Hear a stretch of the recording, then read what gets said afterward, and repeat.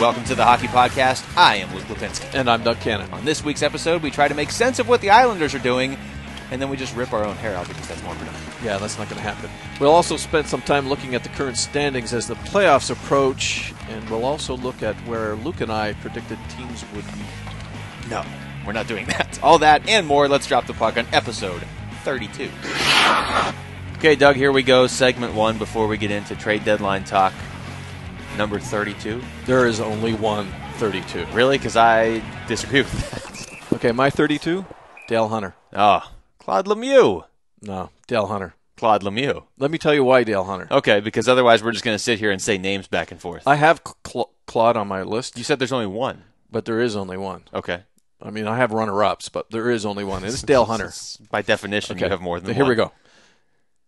1,020 points. All right. And also 3,565 penalty minutes. This man got over 1,000 points while spending 60 full games in the penalty box. Okay. You know what? Normally I disagree with 99% of the things you say. I'll give you this one. I'm not going to argue with that logic. That's pretty brilliant. That's my logic for Dale Hunter. I was going to go Claude Lemieux, who's kind of a similar player to Dale Hunter. Yeah. 786 points and won the Conn Smythe Trophy in 1995, which is important. Claude Lemieux scares me. Well, he does, and that's partially the reason I'm picking him as well. Big man. Dale Hunter, also a good coach when he wanted to coach, and then he was out after a year by his own choice, remember? Yep. Mm-hmm. So that was kind of strange. Speaking of strange. Oh, yeah, and he played for that Quebec team. Yeah, who? The trade deadline, which passed on Wednesday. Mm-hmm. Unlike other sports, we saw trades at the trade deadline. Yes, we did. Quite a few, actually. Saw a couple the night before, too. Yeah, really the week leading up to trade deadline. That's what we'll encompass here. I won't go too deep into it because I know it was a couple days ago now, but there's some moves that were made that are going to have a pretty significant impact, I think, on the stretch run.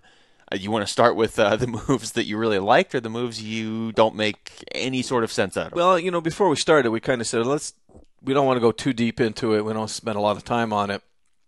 Which we're going to do, I'm sure. We're going to do anyways. Yeah. But we don't want to. I picked my best, and I picked my worst. All right. They're tied together. So so are mine. My best is Montreal. Yeah. My worst is the Islanders. Let's just start with the Islanders. That's where we have to.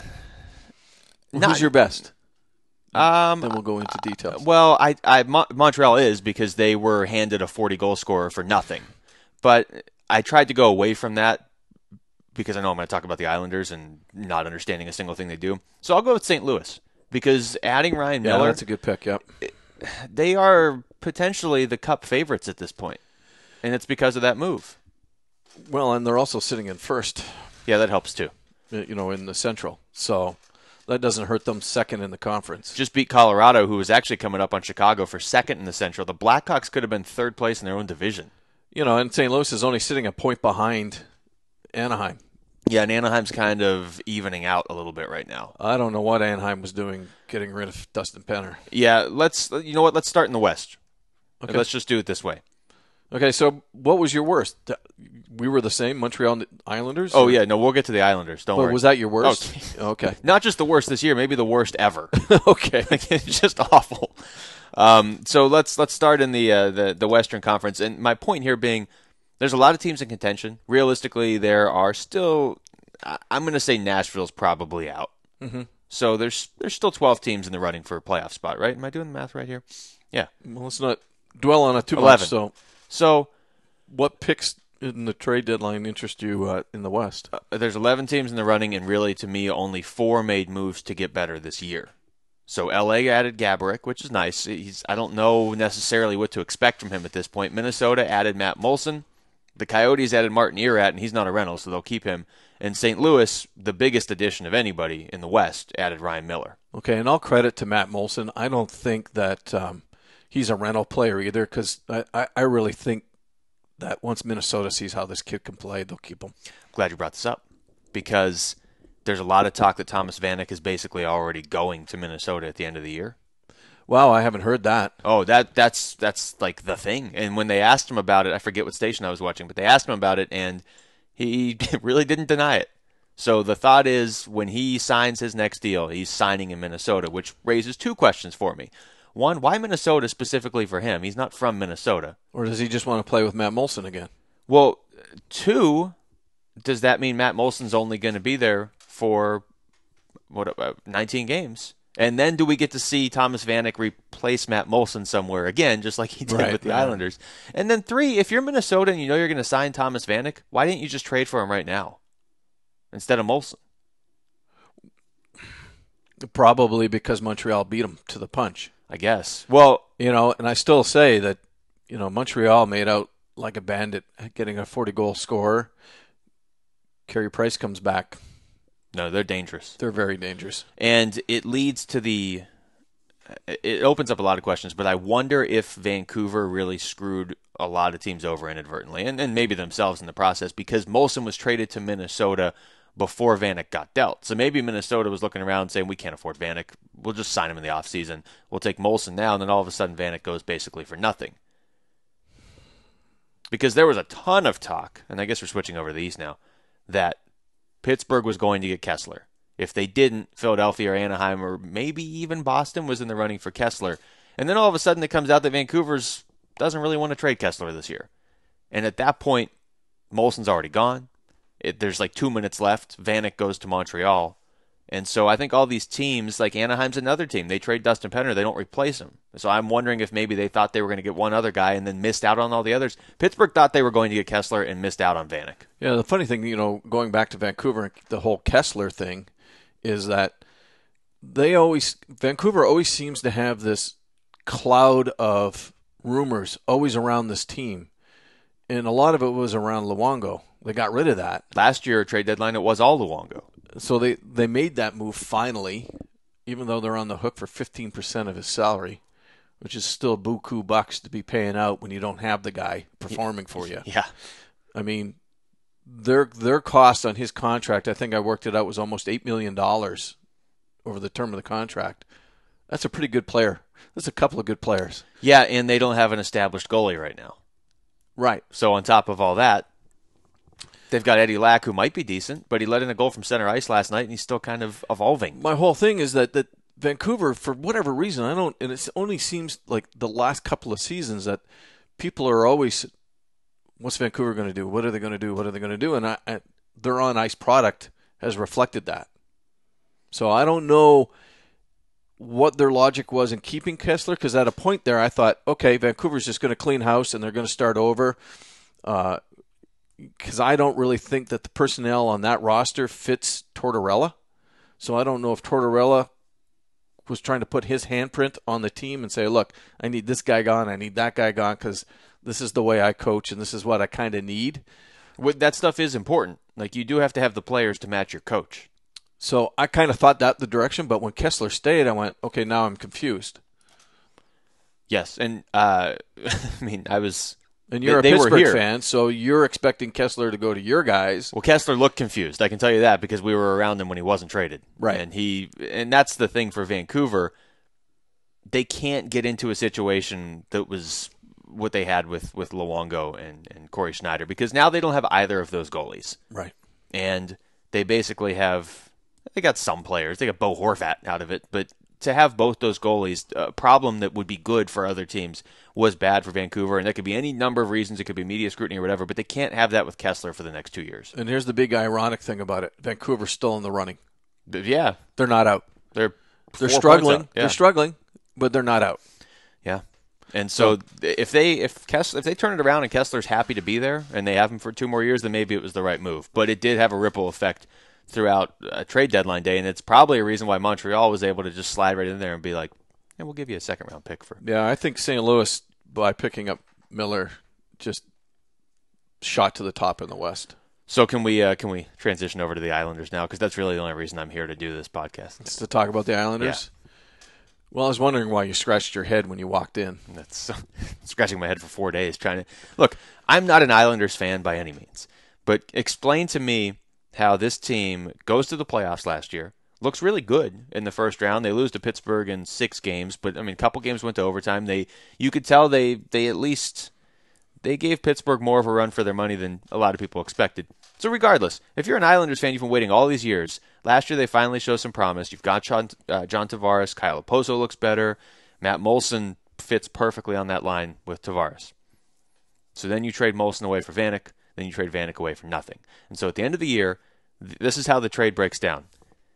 You gave up Matt Molson and a first-round pick and a second-round pick for a second-round pick.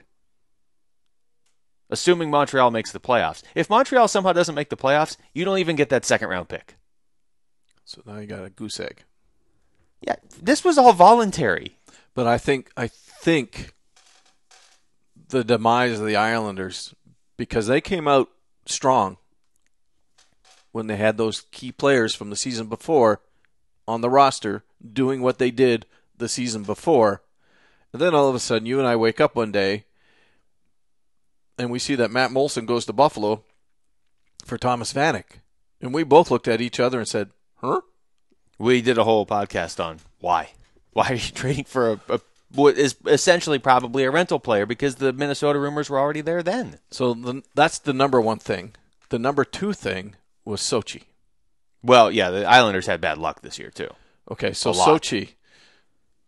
Number one, Islanders did to themselves. Number two, they had no control over. But the number two thing that I think turned their season around is why we won't see the NHL back in the Olympics. Well, yeah, you lose John Tavares. You lose John Tavares. Yeah. I think that if John Tavares is still in the lineup, that you're probably not going to make the playoffs, but you're not going to finish ugly. Yeah, I'm not somebody that's going to get on a team for trying to make a move that they think is going to make them better.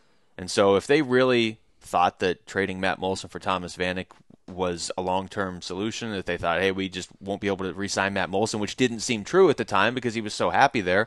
Like, we don't live on Long Island, so I'm sure that there's more to the story than we got.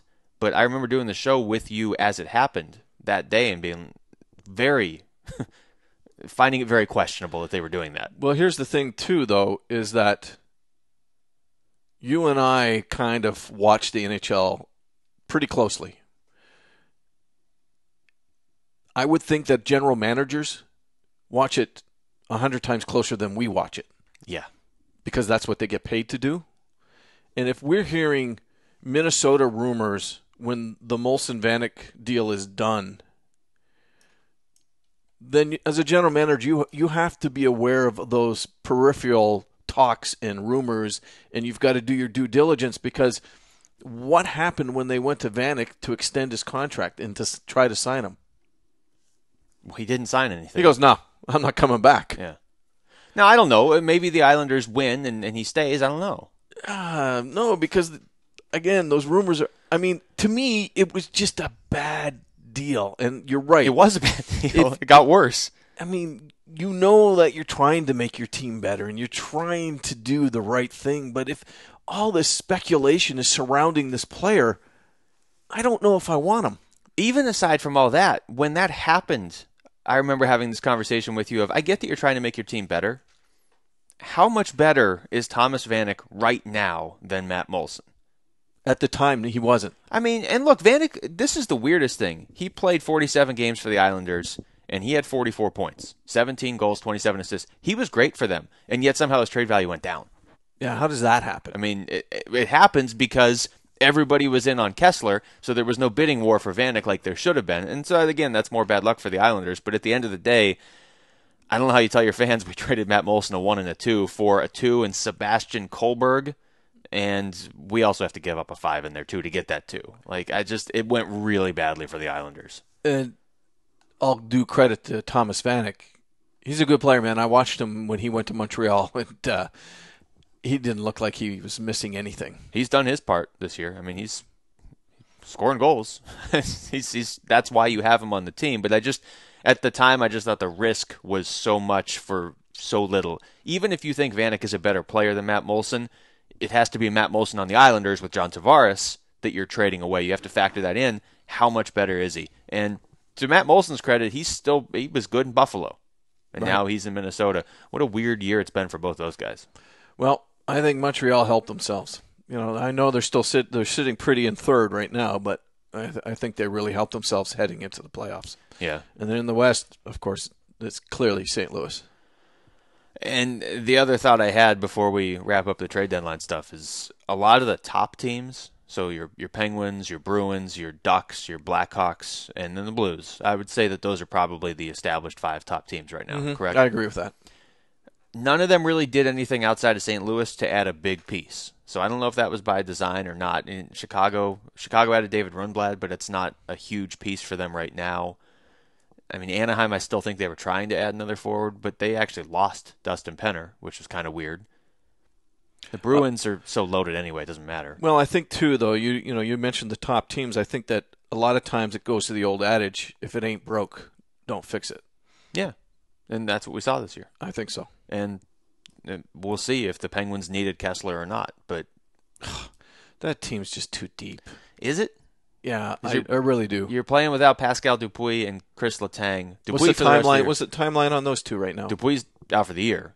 Right. And Letang, it's very questionable if he's able to come back this year. That's true. So that could be, again, if you're Pittsburgh, the goal isn't to make the playoffs and win a series. At some point, you need to be getting to the Stanley Cup if you have Crosby and Malkin. They've been there twice. They won one, but it's been 5 years.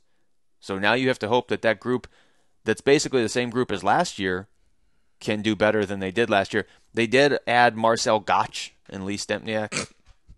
So I didn't mean to snicker, but I did. You absolutely did. So they at least did something after the Kessler thing fell through, and they managed to grab Stempniak.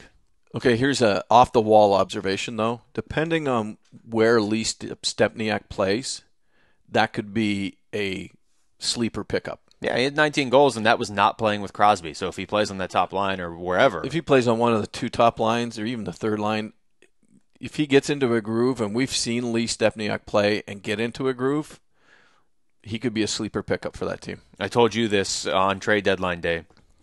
The biggest thing, I mean, obviously, if you're a Penguins fan, you want to see Ryan Kessler. Every team would love to add Ryan Kessler.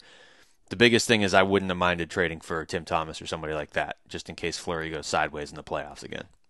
Yeah, no, because you knew as soon as Luongo was going to Florida, yeah, a lot of goalies moved, and none went to Pittsburgh, and they don't know if Vaughn can play yet. So you're pinning all your hopes on Fleury. So really, 1,000 Kesslers wouldn't have helped if that's the case. If Fleury goes sideways, it doesn't matter who you add up front. We've seen that. And we say it every time we get the opportunity. You got to start with goaltending. You say it. I do say it. You're tuned into the Hockey Podcast. Follow us on Twitter @HockeyPodcast for even more hockey news. #Do it. Segment 2, we got about 18 regular season games left for most teams. Most teams. Except Vancouver. They have 16. You know what? Let's start with Vancouver, shall we? I know we touched on it last stay out of the segment. West. Let's start in the East.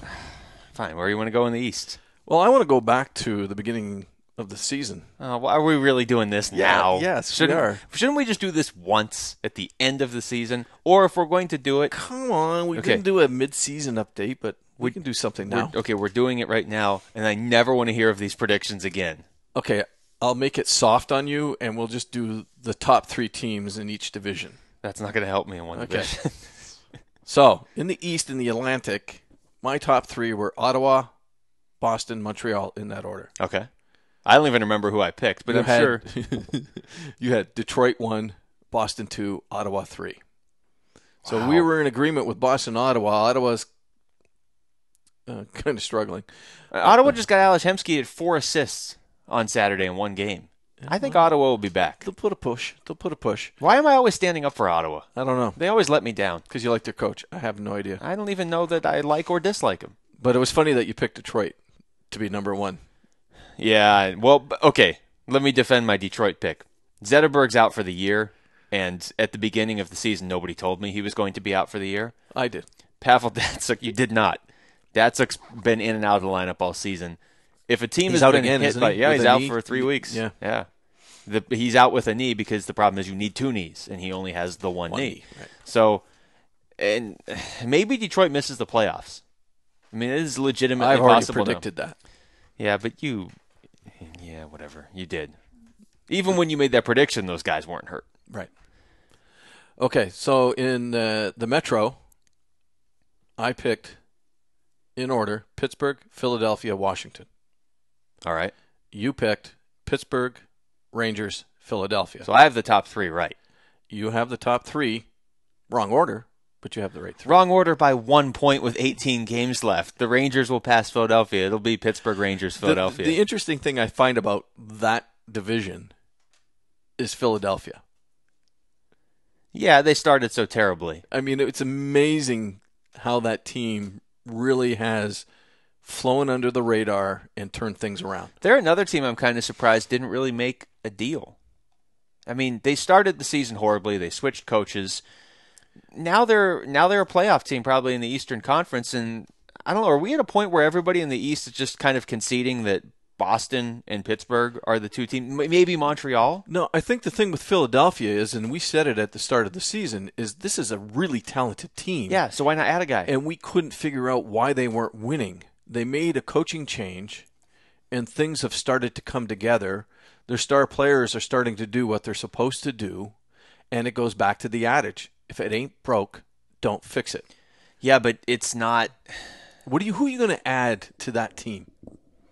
They have solid goaltending. Didn't even hear their name involved in anything except they were also apparently involved in the Kessler stuff, although that could have just been to drive up the price on Pittsburgh, or maybe it wasn't even true. Being a little facetious and spry. Spry? I think Mr. Holmgren doesn't have any more money. That might be true. You know, it's funny, actually. If they want to make a trade, they have to ask Ilya Bryzgalov if they're allowed to. Can we borrow some? Hey, Ilya, do you want to okay this? Because I think they gave him partial ownership when they bought him out. Okay, so in the West, in the Central. Just get through the Pacific, and we'll go to the Central. No. We're not saving the worst for last. No, go to the Central. All right. In order, top three, I had Chicago, St. Louis, Nashville. Well done. Yeah.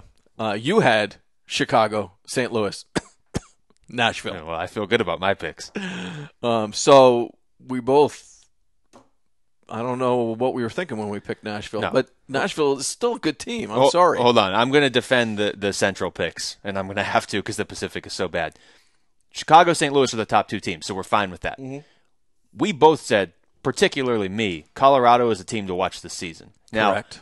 I don't think anybody thought that their goaltending was going to come together the way it did this quickly, although we also pointed out if it ever was going to, it would be this season with Francois Allaire and Patrick Waugh and Jean-Sébastien Giguère behind Semyon Varlamov. We both had Minnesota and Dallas fighting for that kind of Yes, we did. I had them Dallas 4th, Minnesota 5th. You had Minnesota 4th, Dallas. So there, and that's where they are right now. Right.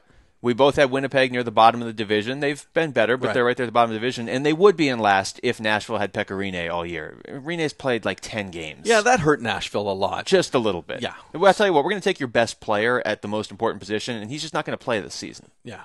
So, other than the Nashville pick, spot on in the Central. Pacific. To be fair, though, I don't think even if Rinne was playing that Nashville would be in third. Colorado's been unreal. Yeah, Colorado is just gelled. And we talked about it, before the show, and the key there, though, is that they got the goaltending, which we predicted would probably happen with the coaching staff. But players, when they know that they have a goaltender that will stop the puck almost every single night, their confidence in front of that goaltender is huge, and especially for young players. Yeah, that's the key. They've got young, quick, fast players, and they don't have to worry if they make a mistake because they know they got a goaltender that's going to save their butt. How scary is this? I mean, Chicago's going to be good. St. Louis is obviously on the rise. The West is already so tough. But Colorado, their stable of young forwards it's unreal. I mean, Nathan MacKinnon has panned out better than you could have ever expected. But he just had a 13-game point streak as a rookie, right? Right. He broke Gretzky's record. His rookie record. I mean, Gretzky's he's got like every long point streak in the history of hockey. But I'm just going to go through some of these players for you.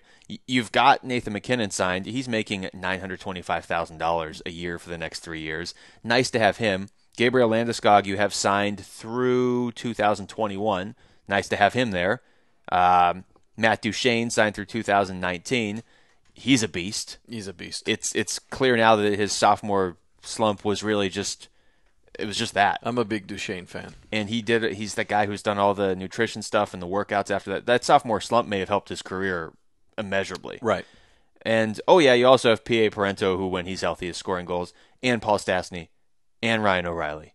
All of those guys are relatively young. I think Parento's over 30, but he's I mean, he's still going to be playing for a while, Yeah, he's not going anywhere. and neither is that team. And no, that team is going to control the West, I think, moving forward. And suddenly that division is ridiculous with St. Louis, Chicago, and Colorado. And Colorado sits fifth in the conference. Well, but 1 point behind Chicago for second in that division. Yep. So then let's look at the Pacific. No. In order, I had Los Angeles first, San Jose second, Anaheim third. We're going to have technical difficulties right now, You had LA first. which was a mistake because they turned it on in the playoffs. We both fell for it. We should have known better. Yeah. Well, they're still good. They've won 6 in a row. They're not somebody I want to play in the playoffs, but they just play for the playoffs. Right. They're like the San Antonio Spurs of hockey. You had Phoenix second. No, Phoenix is in 4th. Up until recently, they weren't. But they're not a second-place team. You know that. That's And- fine, but they won the division 2 years And you have ago. Vancouver third.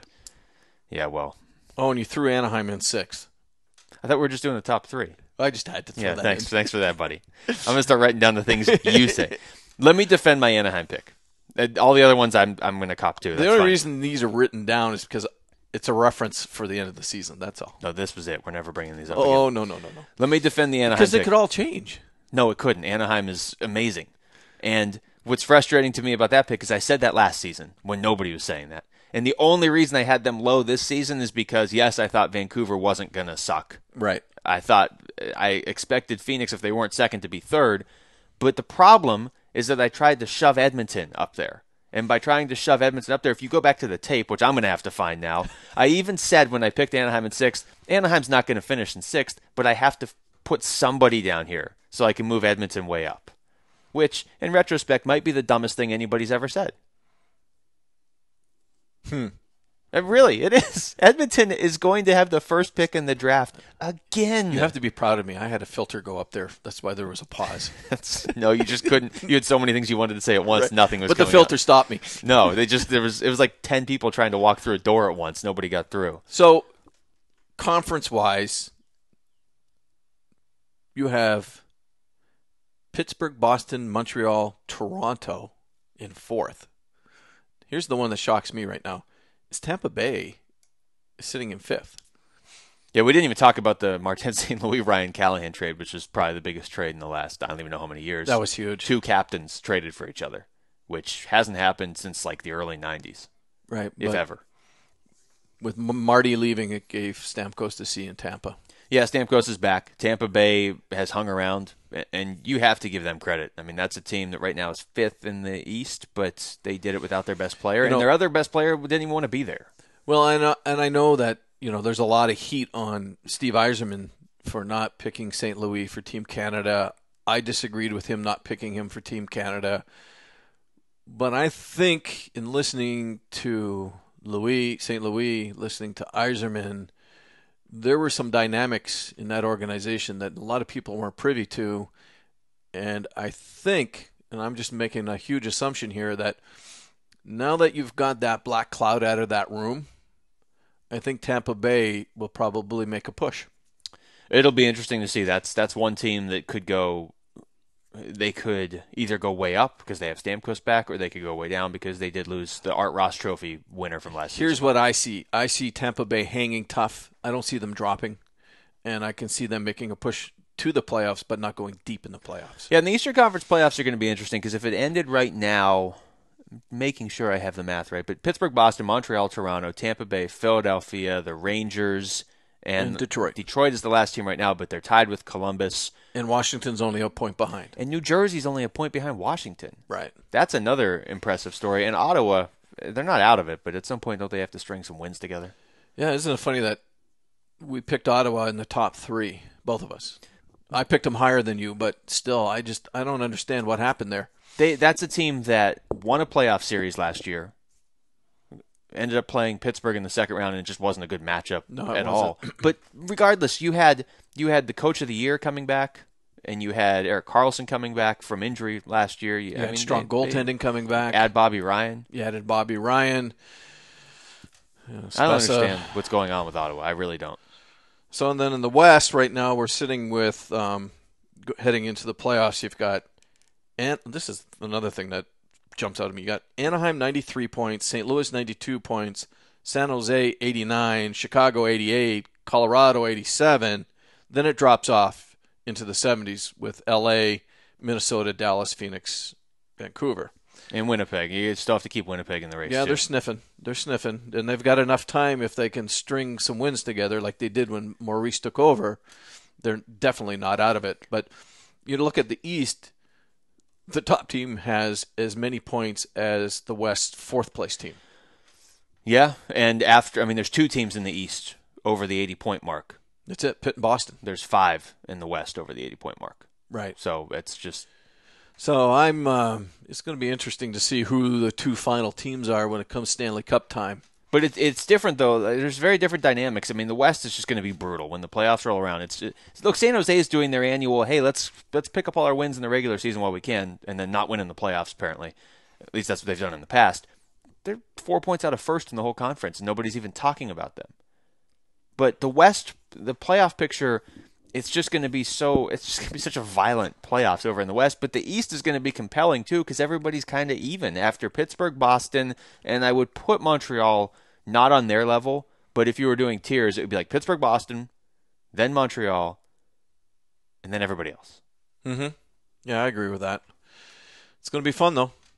I just thought it was interesting heading into the playoffs to kind of go back and look at where we were and where they actually are. Well, Ryan Miller is, as we record this, 4-0 with St. Louis. So that was a nice pickup. But they at least had to give something up to get him. But here's the thing. I don't think they gave up a lot. No, they didn't. And they got Steve Ott back, too. They got Steve Ott back. And you got a premier goaltender whose mind needed a change of scenery. He, as an individual, needed that. And now he's thriving in it. I understand that he's a UFA at the end of the year. I mean, I get that. But if he goes to St. Louis and they win 2 playoff series, it's... You going to tell me he doesn't want to resign there? Right. Because where else is he going to... we've had this conversation. Where else is he... Well, we now know where else he's going to go. I mean, I'm sure other teams will throw a lot of money at him, and there's no guarantee he resigns. But if you're St. Louis, if you look at that trade, you gave up Yaroslav Halak, who you don't need if you have Ryan Miller. And he's also a free agent at the end of the year. So that's a wash for you. So look who's behind Miller right now is Brian Elliott. He's a free agent too. And the best part for St. Louis, they didn't even trade Jake Allen, who's their top goaltending prospect. So even if Elliott leaves, Allen's your backup to Ryan Miller next year. Not a bad problem to have. And you got Steve Ott. You're listening to The Hockey Podcast. Feel free to email comments or questions to the show at our email address, thehockeypodcast@gmail.com. Final segment, news and notes. Doug, we have a lot of news and notes we have to get through, so we're going to have to be quick, rapid fire. And if that's your rapid fire sound, then we're in trouble. But before we get into it, I have a question I have to ask you. So let me just derail everything already. We talked about Vancouver a little bit in that first segment. Okay. Still in the playoff race, but they just finally beat Calgary. Before that, they had lost. Oh, boy, they beat Calgary. 11 of 12, barely, 2-1. Sorry, Calgary. I wanted to ask this question. It's too late. You can't apologize to Calgary after a hurtful comment like that. And then somebody wrote an article about it late this week. So now it sounds like I'm stealing somebody else's idea, but I'm not, and I don't care what you people think because I'm asking Doug this question. Okay. You ready? Uh-huh. How damaging was the Stanley Cup where the Bruins beat the Canucks? Like, if you really think about it. Because Vancouver's biggest problem now is they're not even set up for next year. They have to make these trades to rebuild. So they were about to win the Stanley Cup over the Bruins. They lost. They freaked out that they weren't tough enough. They traded Cody Hodgson away, who's good, for Zach Kassian, who's insane. Just because they wanted somebody that could hit. And now they're just... I mean, Cody Hodgson is, if they still had him, would at least be somebody they could say, okay, we're rebuilding, we're doing this. We've got the Sedins. They're not that old. I mean, they're still going to play for a while. And then we have Hodgson coming up. We're going to still have some offense. But instead, I don't know what Vancouver's doing. I think it boils down to, and this is another callback, if it ain't broke, don't fix it. I think they're trying too hard to live up to, if I'm getting where you're going right, they're trying too hard to get to where they were. Well, you have to have a plan in place. You have to be focused. not trying to, because here's how I see it. A little tweak here, a little tweak there, a little tweak here. Because every time you make that little tweak, it's like that person that, I'm going to give you this drug for this illness. Oh, this drug gives you this side effect. So I'm going to give you this drug for that side effect. No, and that drug gives you this side effect. So I'm going to give you this drug for that side effect. That's how I see the Vancouver situation. That's a good way to put it. And what's weird about that is, if they win the Stanley Cup against the Bruins, then everything's different. But because they lost, and the way they lost, they were frustrated. And then you watch the games, and they were getting pushed around. There's that famous footage of Brad Marchand just punching a Sedin in the face over and over, and just waiting for them to fight back. And so everybody freaked out, and they're like, we have to get tougher. And now, as a fan of another team in the Western Conference, normally Vancouver is a team that would scare me. Right. Now they don't. So, we'll go peel it back. You're right. If they win that, they don't think they have to make any changes. Just stay the way they were going. Stay where they are. And that's what I'm saying. I'm saying that even though they lost, you got to stay with your plan and you have to stay focused. But the little tweaking thing started, and now we are where we are because of it. All right. Got that out of the way. Now on to news and notes. It's not news that Vancouver's struggling. What is news? Adam Henrique, 6-game goal-scoring streak. He scored in every game coming out of the Olympic break. Okay. New Jersey's still in the playoff race. Yes, they are. That is impressive, and he's the major reason why. And look, we know if he gets really good and ends up leaving. They have some pretty good goaltending, too. They do. They still have Martin Brodeur, who at the trade deadline was like, hey, he's on the block. And I'm like, why would Marty even want to leave? If you're New Jersey, can you trade Martin Brodeur at this point? Because to me, as a New Jersey fan, that would be blasphemy. Well, and look, I get that you have Corey Schneider. He's your starter. Brodeur hasn't been great this year. Marty is the Devils. If you were going to get somebody amazing back, then maybe you would do it. No. He means more to New Jersey than anybody else, so what are you going to get from Martin Brodeur? You're not going to get enough to justify it to your fans. No way. Which is no why way. He's still there. Yeah. Speaking of New Jersey making trades and signing free agents and skirting rules. Oh, I know where you're going now. So the Ilya Kovalchuk thing got switched up this week. Essentially, the deal was, without going into all the semantics, the Devils were being punished for that Kovalchuk deal they signed, which feels like forever ago. And the deal was they had to give up their first-round pick. And they had like 3 or 4 years to do it. And we talked about this when Kovalchuk, air quote, retired, unair quote, over the summer. That the worst thing for New Jersey was they played around and never gave up their pick, and this was the year they now have to. They have to give up their pick this year, that's right. And it was supposed to be a pretty high pick, and now it's going to be maybe middle of the round. Now they don't even have to give it up. That's frustrating. Yeah. If you're a GM of another team, it's quite frustrating. How about if you're an owner of another team? Yeah. I would be furious. And I don't know how Lou Lamoriello can walk into a room with his peers and not feel uncomfortable. Yeah, I think if you're Lou Lamoriello, you just don't care. It's probably true. But me as an individual, I don't know if I can sit at a table with my 29 peers and go, ha. Well, that's the difference between you and Lou Lamoriello. You would sit there and say, ha, whereas Lamoriello is just going to bank the fact. Okay, all I got to say is karma. They don't totally get out of it, but they get the 30th pick in the draft this year. They weren't supposed to have any first-round pick. They're not supposed to have any pick, so they didn't get out of anything. And therefore, their $1.5 million fine also just forgiven. Mm-hmm. I get that you're frustrated and NHL GMs are frustrated. What would frustrate me the most is the fact that 2 years ago they had the 29th pick in the first round. They had gone to the Stanley Cup and lost to LA. And I was one of those people just ripping my hair out saying, why aren't you giving up your pick this year? You have 3 or 4 years you have to do it. It's never going to be a worse first-round pick than 29 unless you win the Stanley Cup next year. So the fact that they didn't do that now makes me wonder if they just knew all along that they probably were going to get out of it. Well, you just said that Lou Lamoriello could walk into a room with his peers and not worry about it. So I don't know if it's calculated or not, but or they were at least kind of smells like it was calculated. Or they were at least confident that there was a chance they might get out of it. And look, Kovalchuk retired, so they did kind of get screwed over. I mean, the karma already hit them, but I don't know. Not hard enough. Wow. Some anger towards New Jersey. Not anger, just frustration. Which turns into anger. Sometimes. Haven't you ever seen Star Wars? Then it breeds. Which one? And then you become the dark side. Episode 48. Okay. Evgeny Kuznetsov is going to the Washington Capitals. That's only been drama for like 4 years. Now he's finally. I think he's actually supposed to play on Monday night. Oh, he's actually leaving the KHL and coming over. Yeah, no, he's like there, and I love that his mentor in the U.S. is going to be Alex Ovechkin. Which on the ice, that's great. Yeah, no, I watched the Phoenix Capitals game last night.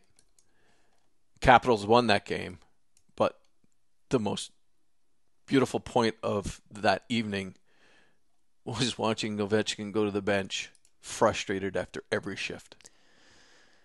Yeah, it's been a weird year for him. He started off great.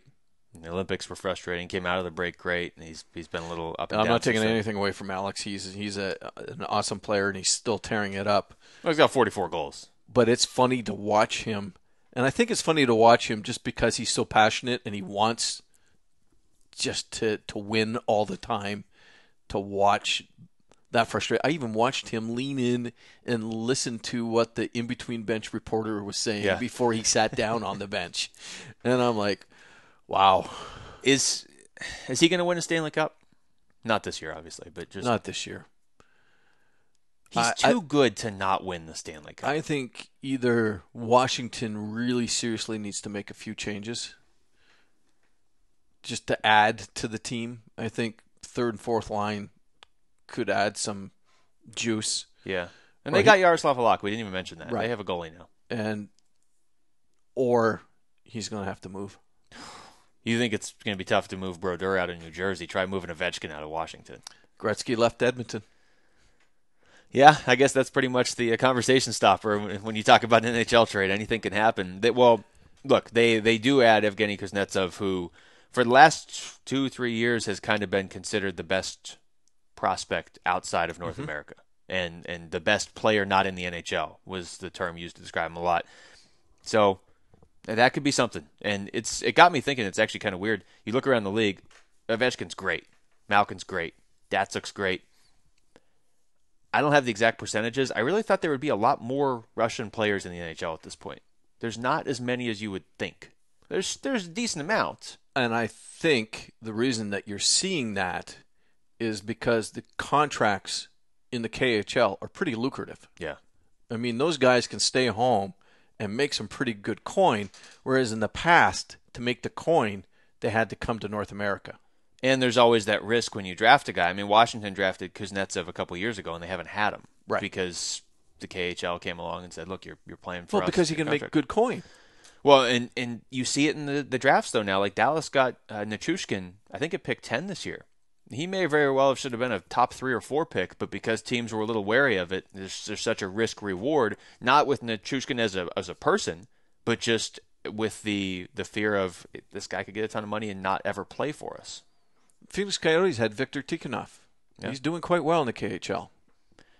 But for Washington specifically, they have had success with Russian players, not just Ovechkin. Yes. Semin as well, and now we'll see what happens with Kuznetsov. That could be a game changer in the Eastern Conference playoff race if he does what people say he can do. Okay, so then let's switch gears and go down to the juniors. All right. Because I like watching, we're keeping an eye on the juniors. In the OHL, it's typically a tough league in the junior level. The number one draft prospect right now, Samuel Bennett, has been indefinitely suspended.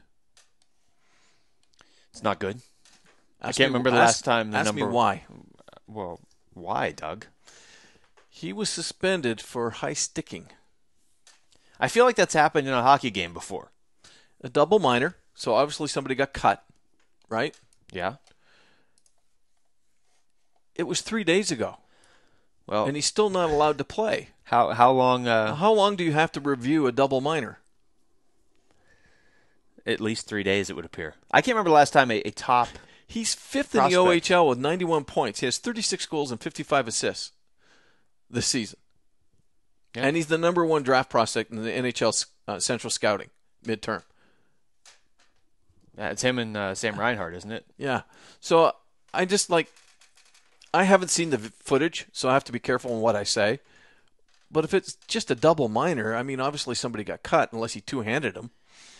Yeah, I looked for the footage, and I still haven't seen it. I'm hoping it doesn't look like a scene out of Slapshot. And everything I've read doesn't describe it. It just refers to the infraction as a double minor. And I'm like, it doesn't take 3 days to review a double minor. So when is the last time a top prospect was suspended? I mean, I really don't remember it. Like, not just a prospect that's going in the draft, but like the number one prospect or number one or number two, because it's been a long time.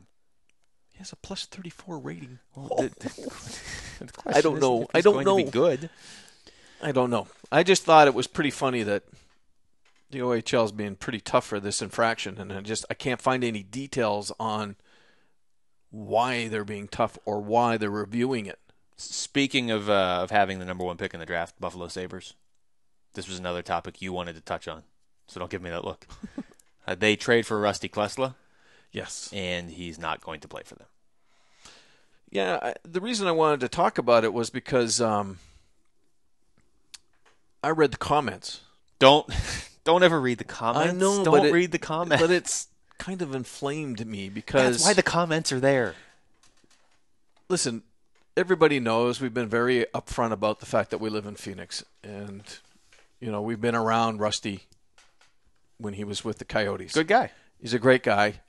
I like him as a defenseman. I really like the way he plays. Major reason this team went to the Western Conference Finals 2 years ago, the Coyotes, and also this has just become evident to me across the league this year. There's not a lot of big, physical, good defensemen.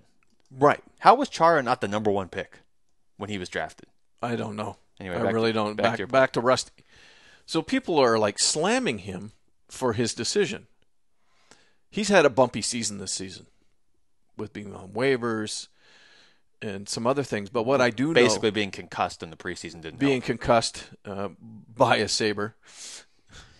No, it was King. It was Jordan Nolan. Oh, it was Nolan. I'm sorry. He might deserve to end up on the Sabres for some of those hits. But I was thinking of somebody else. Okay. Sorry. But what people do is they jump to judgment so quickly when they don't know the full story. Rusty's had a lot of things go on this season that not a lot of people are aware of. So his decision could be very solid and very founded. And I just hey, hockey fans, give him an ounce of doubt. He's making a good decision for him, for his family, for his career.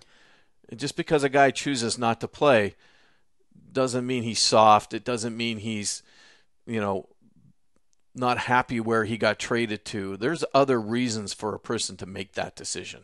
Yeah, I would agree with you. And again, like you and I know him more than we know other players around the league. So I'm sure that there's some bias in there. There are guys that get traded to a bad team and they're like, no, I won't go. I'm just not going to.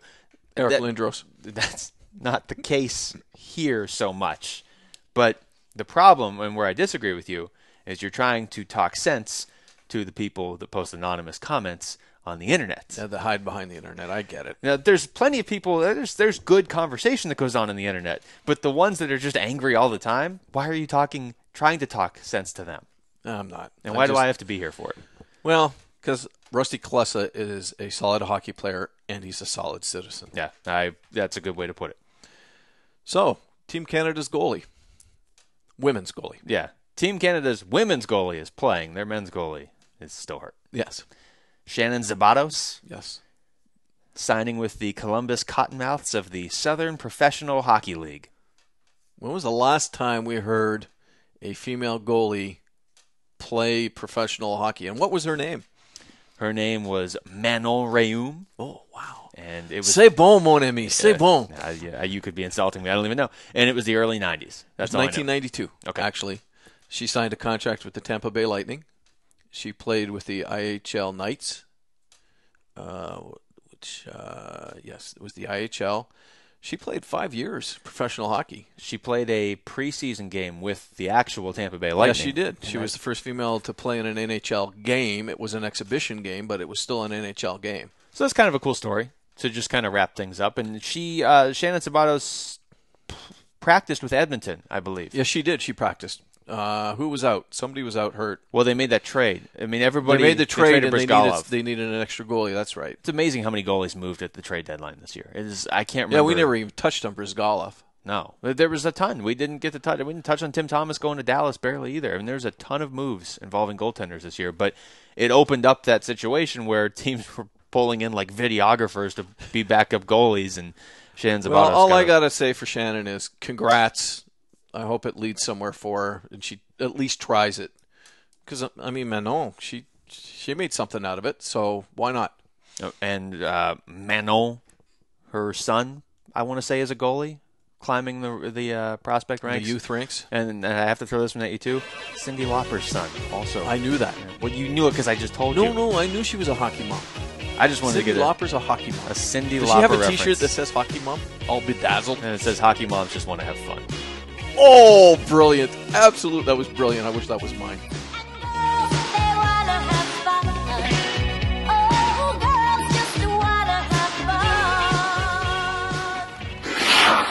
That's it for episode 32. Join us next week as we separate more of the contenders from the pretenders in the playoff race. Also, when we get together for episode 33, Luke and I will take a look at some of this year's draft prospects. I didn't even know we were doing that.